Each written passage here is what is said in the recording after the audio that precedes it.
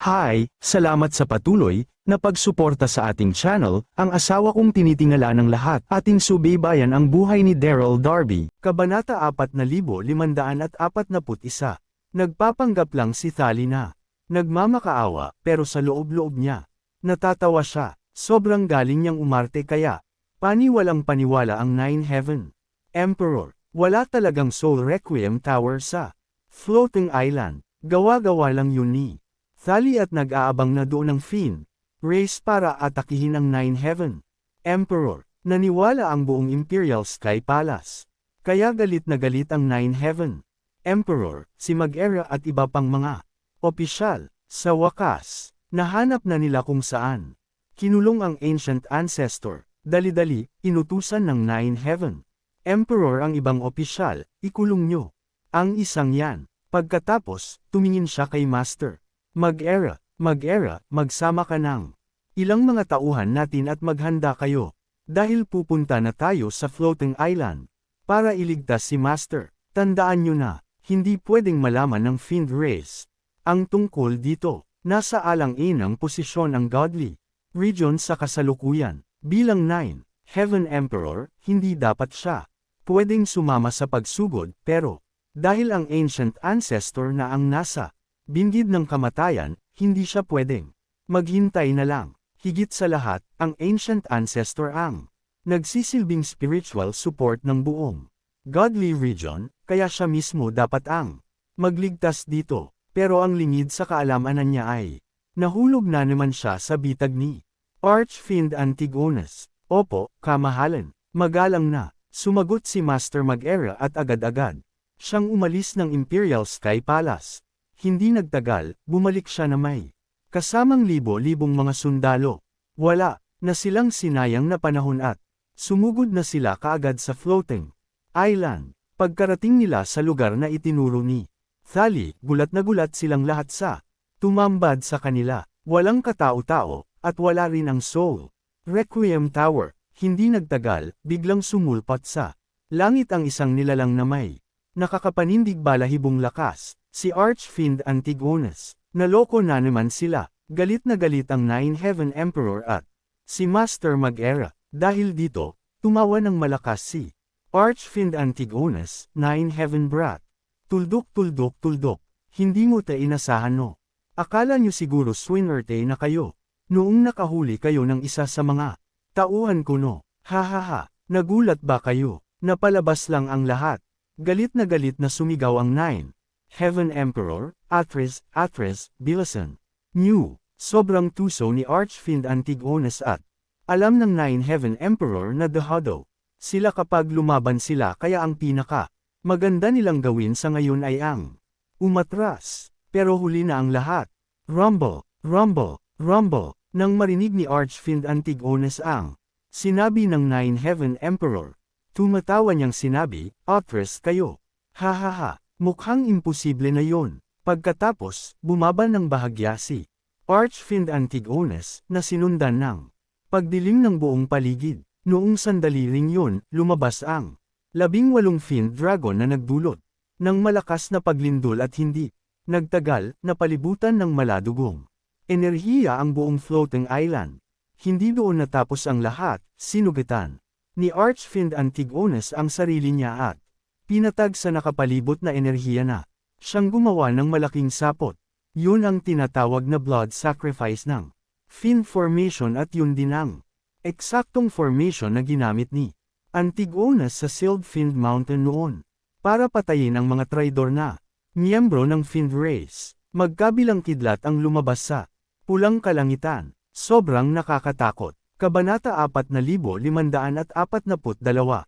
Ang blood sacrifice ng mga Fiend. Hindi makapaniwala ang lahat, lalong-lalo na ang Nine Heaven Emperor at si Master Mag-Era. Habang ginagawa ni Antigonus ang formation, sinubukan ni Master Mag-Era. Napigilan ito, pero nabigo siya, kaya alam niya kung gaano ito kalakas. Hindi nagtagal, tuluyan nang nakumpleto ang formation ng blood sacrifice. Protektahan niyo ang kamahalan. Walang ano-ano, ginamit ni Master Mag-Era ang kanyang fairy soul para bigyan ng protective shield ang Nine Heaven Emperor. Ganun din ang ginawa ng mga sundalong kasama nila, pero dahil makapalibot sa kanila ang formation, hindi yon ang sapat para maprotektahan ang Nine Heaven Emperor. Ang tanging solusyon ay kailangan nilang makalabas ng formation na yun sa lalong madaling panahon. Sige, bantayan at siguraduhin niyo ang kaligtasan ng kamahalan. Susubukan kung sirain ang formation. Pagkatapos, sinubukan ni Master Mag-era ang lahat ng kapangyarihan na mayroon siya. Sinusubukan mo bang sirain ang formation? Natatawang sabi ni Archfiend Antigonus. Sumenyas siya at nang ganun-ganon na lang, lumabas ang mahigit 20,000 mga sundalo ng Fiend Race na siyang pumalibot sa labas ng Blood Sacrifice Formation. Halatang napaghandaan ng Fiend Race ang pag-atakeng ito. Sabay-sabay na panyanan ng mga sundalo si Master Mag-era. Ang bawat panang bumabagsak sa formation ay nag-iiwan ng kulay asul na marka. Yun, ang Soul Crack Arrow. Ang Soul Crack Arrow ay gawa sa Sky Meteorite. Bawat pana ay nagtataglay ng kapangyarihan ng Fiend Soul. Ibig sabihin, yun mismo ang Fairy Soul ng mga sundalong umatake sa kanya at yun ang pinakakinatatakutan ng bawat sundalo. Si Master Mag-era, na nasa loob ng protective shield, ay kinabahan din sa nakita niya kaya hindi niya napigil ang sumigaw. Magkahalong pag-aalala, galit, at pagkadesperado ang nararamdaman niya. Mukhang plano talaga silang ubusin ni Archfiend Antigonus. Nang marinig ni Master Mag-era ang sigaw ng Nine Heaven Emperor, agad niyang dinagdagan ang protective shield nito bago siya tumakbo pabalik para humanap ng paraan para sirain ang formation. Slam, slam, slam. Ilang Soul Crack Arrow ang tumama sa protective shield ng Nine Heaven Emperor kaya ilang segundo lang ay nawasak na ito ng tuluyan. Dahil siya ang mismong sumasalubong sa mga pana, tumilapon si Master Mag-era. Sobrang putla na ng mukha niya at hinang-hina na ang buong katawan niya. Pero hindi siya sumuko. Pinilit niyang bumangon at gumawa ulit ng panibagong protective shield para sa Nine Heaven Emperor. Ang tigas din talaga ng ulo mo. Pang asar na sabi ni Archfiend Antigonus. Huwag niyo munang patayin si Master Mag-era. Unahin niyong sirain ang protective shield ng Nine Heaven Brat na. Yan. Opo, kamahalan. Sabay-sabay na sagot ng mga sundalo ng Fiend Race na nakapalibot sa formation, sabay tutok ng pana sa Nine Heaven Emperor. Swoosh, swoosh, swoosh. Umulan ng pana na umatake sa protective shield ng Nine Heaven Emperor. Sobrang nakakapanindig balahibo ng kapangyarihan ng Soul Crack Arrow.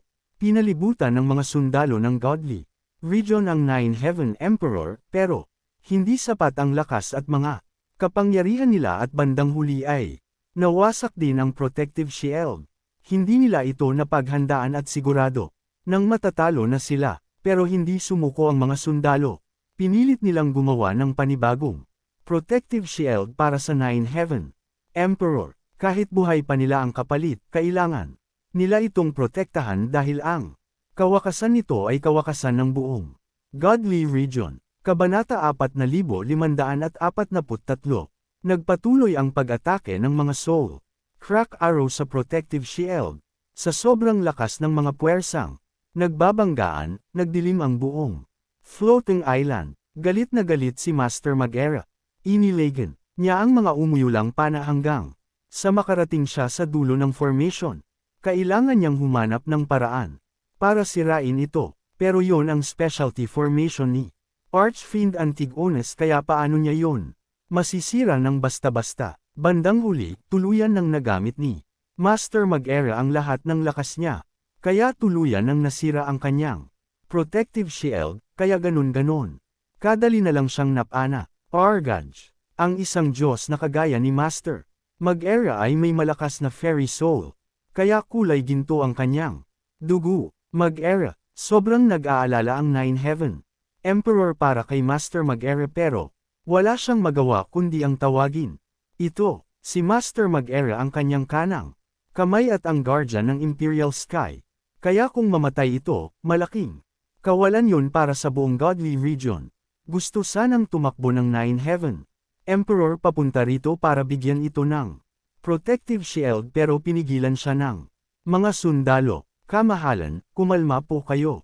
Kamahalan, hindi po kayo pwedeng lumabas. Masyadong delikado ang blood sacrifice ng mga Finn. Hindi pwedeng hayaan na may mangyaring masama sa inyo. Makapangyarihan si Master Mag-Era, kaya makakaligtas siya. Wala nang nagawa ang Nine Heaven Emperor. Gustuhin niya mang tulungan si Master Mag-Era. Tama naman ang mga sundalo. Higit kanino, hindi siya pwedeng mamatay. Sobrang nagsisisi siya. Kung alam niya lang na set up lang ang lahat, hindi sana siya naging mapusok sa pagsugod, pero huli na ang lahat.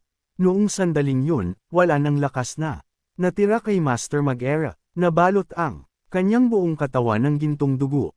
Hindi na mabilang ang mga soul crack arrow na bumahon sa kanya, pero ang mahigit 20,000 Fiend Rays sa labas ng formation ay wala pa ring tigil.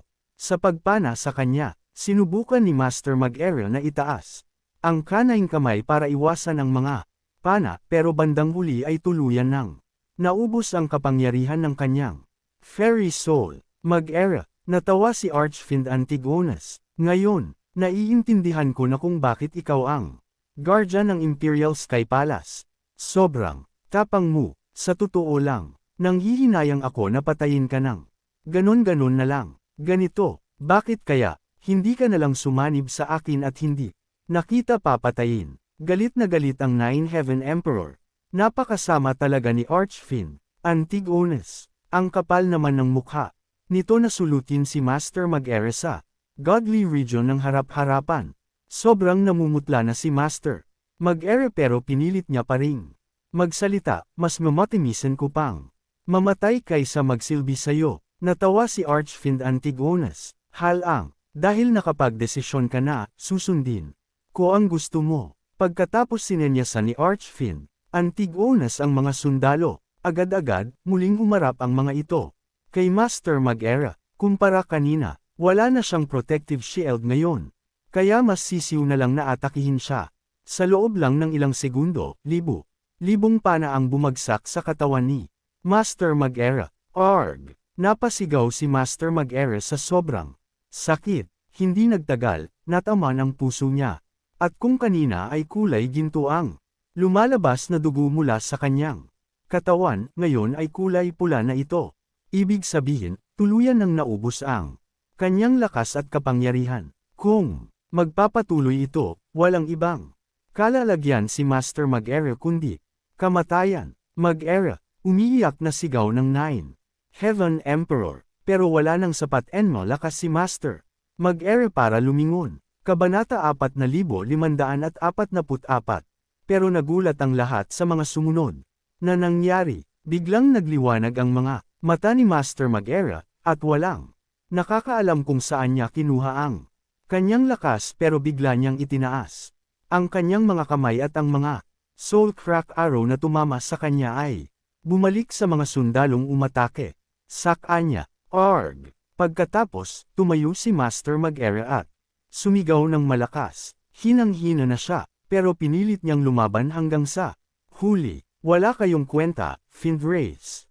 Wala kayong ibang alam kundi ang lumaban ng madumi. Nanlilisik ang mga mata ni Master Mag-Era habang nakatitig kay Archfiend Antigonus. Archfiend Antigonus, ano? Ipakita mo sa akin ang iba mo pang kayang gawin. Nagulat ang mga sundalo ng Fiend Rays. Ano bang kapangyarihan ng guardian ng Imperial Sky Palace? Bakit ang lakas-lakas niya? Ilang libo na ang mga soul crack arrow na tumama sa kanya at mula ginto, naging pula na ang kanyang dugo, kaya paano niya nagawang makatayo pa rin? Mag-Era, Master Mag-Era, sabay-sabay na sumigaw ang Nine Heaven Emperor at mga sundalo. Agad-agad na inutos ng Nine Heaven Emperor, bilasan niyo, tulungan niyo si Mag-Era. Kahit na hindi nila masira ang formation, hindi nila pwedeng pabayaang mamatay na lang ng basta-basta si Master Mag-Era. Ilang sundalo ang nagmamadaling lumapit kay Master Mag-Era para heal-in siya papasok sa protective shield. Halatang halata sa mukha niya na nanghihina na siya. Kamahalan, Nang sandaling makita niya ang Nine Heaven Emperor, naghihingalo niyang sinabi, ginawa ko ang lahat para sa'yo, kamahalan at sa buong Imperial Sky Palace. Pero bago niya pa matapos ang sinasabi niya, biglang nawalan ng malay si Master Mag-era. Dahil dun, hindi mapakali ang Nine Heaven Emperor. Tinignan niya ang blood sacrifice formation ng mga fiend at sumigaw, makinig kayong lahat. Kahit anong mangyari, kailangan nating makalabas dito. Opo, kamahalan. Sabay-sabay na sumagot ang mga sundalo, sabay takbo palabas ng protective shield. Sinubukan nilang wasakin ang blood sacrifice formation. Pero sobrang lakas nito, at kagaya ni Master Mag-era, naubos din ang kanilang mga lakas at kapangyarihan. Nine Heaven Brat, hindi maitago ni Archfiend ang time bonus. Ang saya niya sa mga nangyari, patay na. Ang kanang kamay mo at kahangalan. Na lang yang iniisip mong makakatakas pa. Kayo ng buhay dito, dito na kayo, mamatay. Pagkatapos, tumingin si Archfiend. Antig-una sa mga sundalo, kayong lahat, oras na para maghayganti sa pagpapahiyang ginawa nila sa atin. Kunin niyo ang Nine Heaven Brat na yan at patayin niyo ang iba. Patayin. Itinago ng mga sundalo ng Fiend ang mga pana at inilabas ang mga especially adala ng mga nito, at walang ano-ano, sinugod nila ang mga sundalo ng Godly Region at pinagpapatay ang mga ito sa loob ng Shadow Prison na mga 500 kilometro lang ang layo mula sa floating island. May isang malakas na Aura na may nakasakay na tao ang biglang sumulpot. Boss, ang Wild Furry at si Daryl. Walang mapaglagyan ng saya ng Wild Furry, mahigit 10,000 taon na ang nakakalipas noong nakulong ako sa lugar na to. Kagaya ng inaasahan ko, sobrang lakas talaga ng Godly Region. Ngayon malaya na ako. Ang pakiramdam ng Wild Furry ay para bang ngayon na lang ito nakahinga ng maayos makalipas ang ilang libong taon. Natawa si Daryl noong nakita niya kung gaano kasaya ang Wild Furry. Bakit? Sobrang saya niya. Lalabas lang naman siya ng Infernal Shadow Prison. Pero sa bagay, kahit ako naman siguro, ang makulong ng 10,000 taon sa ganitong klase ng lugar ay magiging ganyan rin ang reaksyon ko. Umubo si Daryl. Master, nang marinig ng Wild Furry na umubo si Daryl, dali-dali itong naging alerto. Master, ano pong maipaglilingkod ko sa inyo? Kahit na malakas at matapang ang Wild Furry, alam niya ang kanyang lugar. Kung napatay ni Daryl ang 3 evil beast, hindi imposibleng kaya rin siyang patayin. Nito, higit sa lahat, mula ngayon, si Daryl na ang kanyang master, kaya kahit anong sabihin nito ay gagawin niya. Kabanata 4545. Huminga ng malalim si Daryl, nakikita ako ng Fiend Race na tinak sa mga plano nila. Sa oras na malaman nilang buhay pa ako, sigurado ako na hahanapin nila ako para mapatay, kaya kailangan kong mag-disguise. Isa pa, masyado kang malaki kaya madali nila tayong mahahanap. Bakit? Kaya hindi ka na lang muna magtago sa Enchanted Beast pouch ko mamaya. Gusto siyang patayin ng Fiend Race at ayaw rin sa kanya ng Nine Heaven Emperor ng Imperial Sky Palace, kaya wala siyang pwedeng matakbuhan. Pero hindi niya yun pwedeng sabihin sa Wild Furry, lalo na at ginamit niya ang pangalan ni Empress Nuo para makuha ang loob nito. Nang marinig ng Wild Furry ang sinabi ni Daryl, ngumiti ito at sumagot, may naisip akong magandang paraan. Biglang inalag ng Wild Furry ang kanyang katawan. Thud. Pagkatapos, may biglang nalaglag mula sa leeg nito, isang magandang kahon. Kumunat ang noo ni Daryl at kinuha ito. Tumambad sa kanya ang isang mask na kasing nipos ng papel at isang itim na pendant. Sa tingin niya ay gawa ito sa jade, at noong tinignan niya ito ng malapitan, nakita niya na nakaukit ang mukha ng Wild Furry dito. Bukod doon, may nararamdaman din siyang enerhiya na nanggagaling sa loob nito. Para saan ang mga to? Hindi maintindihan ni Daryl kung anong gustong ipahiwatig ng Wild Furry. Natawa ang Wild Furry sa naging reaksyon ni Daryl. Master, napanalunan ko yang mask na yan noong nakipaglaban ako sa Heavenly Immortal. 10,000 taon na ang Nakakalipas. Diyos ko, biglang kinilabutan si Daryl. Sobrang nakakatakot naman pala talaga. Ng wild furry, talagang nakipaglaban. Siya sa Heavenly Immortal. Kung hindi siguro sinabi yun sa kanya ng wild furry, hindi niya rin may isip yun. Makapangyarihan ang mask na yan. Hindi makapaniwala si Daryl, pero hindi niya pinahalata sa wild furry.